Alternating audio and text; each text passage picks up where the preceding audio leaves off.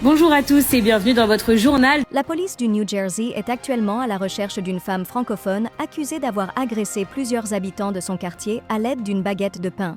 Selon les témoins, la femme aurait visé uniquement les personnes s'exprimant exclusivement en anglais. Elle criait « Parlez français » ou « Restez chez vous » tout en distribuant des coups de baguette, rapporte un riverain encore sous le choc. La suspecte, actuellement en fuite, serait vêtue d'un béret et d'une écharpe. Affaire à suivre. À Brooklyn, une résidente a entrepris de métamorphoser l'ensemble de son quartier en hommage au Maroc. Tissus traditionnels, céramique, fontaines au milieu des trottoirs. Tout semble sorti directement d'un souk de Marrakech. Cette initiative serait née de ses nombreux voyages en compagnie de son professeur de français. C'est plus fort qu'elle, elle nous force même à porter des vêtements du Maroc, précise une voisine mi-fascinée, mi-désorientée. Une demande officielle de changement de nom pour le quartier, Marrakech de Judith, aurait même été déposée auprès de la mairie de New York.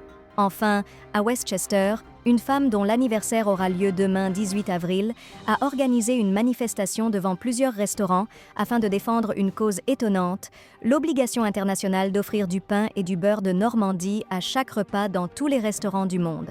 Cette revendication serait née d'une remarque de son professeur de français qui aurait déclaré « C'est typiquement américain ».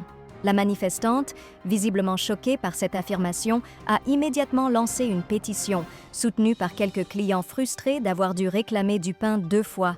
Son mot d'ordre : « Un repas sans pain, c'est une nation sans fondation ».